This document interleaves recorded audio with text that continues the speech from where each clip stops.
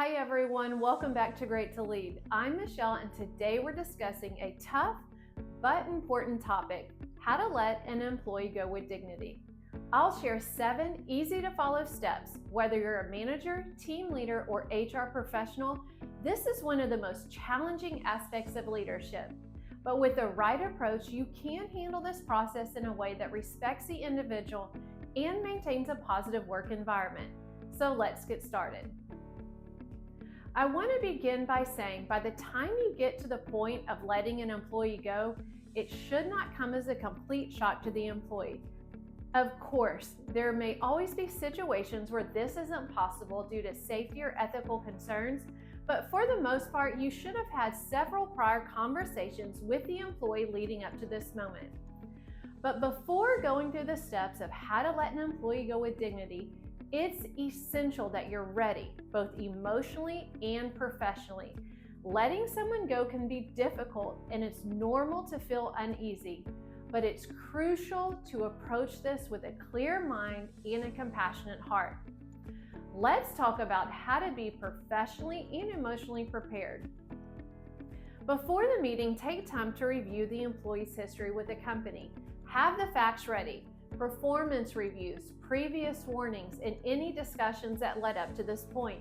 Being prepared will help you stay focused and avoid being caught off guard by any questions. You also need to choose the right setting and make sure you have plenty of time in your schedule to meet with the employee. The meeting should not feel rushed, and the employee should have time to ask questions and get clarification if needed. The setting is also important for maintaining the employee's dignity. You want to have the conversation in a private, neutral space, somewhere free of distractions and interruptions. Obviously, this isn't the time to have this discussion in a public area like a restroom or hallway. Make sure the setting feels comfortable and respectful so that the employee doesn't feel humiliated or exposed. In some situations, you may want to have a colleague or HR representative with you to support the process and ensure everything is done professionally. Now, let's tackle what to say while meeting with the employee. Your ultimate goal is to be clear, direct, but also compassionate. So step 1 is to set the tone. Acknowledge the emotional weight of the situation before you even get into the details of the decision. It's important to acknowledge the emotional nature of the conversation. Employees are likely to feel hurt, confused, or angry. So beginning by recognizing the emotional weight can set a compassionate tone. For example, you might start with, "I know that this is going to be a tough conversation, and I want to start by saying that this is not a decision that I take lightly. This is a decision that was made after a lot of thought and consideration." Step 2, be transparent and use neutral and non-judgmental language. When you get into the core of the message, you need to be crystal clear on why you are letting the person go. It's also essential to avoid using judgmental language or phrases that could come across as critical. Instead, focus on the facts and the circumstances leading up to the decision. This is especially true if the employee is being let go due to performance issues. For example, instead of saying you've been consistently underperforming and your attitude has been a problem, instead say, despite our best efforts to address some of the challenges in your performance, it's reached the point where we feel we need to make a change. I've seen you work hard in many areas, but ultimately, we're not seeing the progress needed for this role. This approach avoids personal criticism and emphasizes the professional aspects of the decision. Step 3 is to maintain empathy with acknowledgement of their feelings. So after explaining the decision, it's important to show empathy by acknowledging that the situation is difficult for them. Acknowledging the emotional side of this helps the employee feel heard. For example, you could say, "I know this isn't what you wanted to hear, and I understand it might feel overwhelming or even frustrating. I want you to know that I do recognize the effort you put in here." Offering validation of their feelings can help ease some of the emotional weight and show them that you do care about their well-being. Step 4, you need to show sympathy, but avoid apologizing excessively. It's tempting to say things like, "I'm so sorry," repeatedly during the conversation, but over-apologizing can undermine your professionalism and might even give the impression that you're unsure about the decision. Instead, you can express sympathy and regret without over-apologizing. For example, "I truly wish things had worked out differently, and I want you to know that this decision wasn't made lightly. I fully understand that this is difficult to hear." This approach still conveys sympathy, but maintains your professionalism and confidence in the decision. Step 5, be prepared for an emotional reaction and handle it gracefully. As you can imagine, employees may respond emotionally. Some might express anger, disappointment, confusion, or even gratitude. Allow them space to express their feelings, but remain calm and composed throughout. Don't take it personally. You can say, "I see that this is really upsetting, and I want you to know that it's okay to feel this way. If you need a moment to process, I'm happy to give you that time." If the conversation gets heated, keep your tone even and don't argue or get defensive.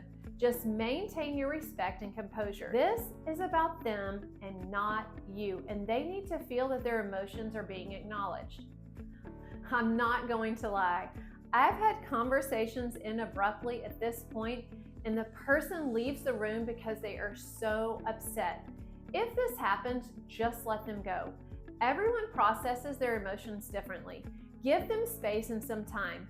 The next day, you need to attempt to follow up and provide closure to the conversation. Step 6 is allow time to listen to their concerns or answer any questions that they may have. Once you've communicated your message, stop and listen. The employee will likely have questions, concerns, or emotional reactions. Give them space to express themselves and listen actively. Sometimes the best thing you can do is simply provide a compassionate ear. Acknowledge their feelings, even if you can't change the outcome. For example, "I understand this is a difficult moment for you, and I'm here to listen to any concerns you might have." This shows that you care, even when tough decisions have to be made. And finally, step 7, reinforce the positives and their potential moving forward. As you wrap up the conversation, it's important to end on a positive note. Reinforce that this decision doesn't define their worth. You could also say something like, "I truly appreciate everything you've done for our company, and I'm confident you'll find a role that suits your strengths moving forward." Depending on your field, you could offer practical resources, whether it's a severance package, job search assistance, or access to career counseling. You could also offer to write a letter of recommendation. It's important to help the employee feel they're still valued, even if their time with you is ending. By following these strategies, you help the employee understand the situation while also showing them that they're respected as a person. This balance between clarity and compassion will help them leave the conversation with their dignity intact.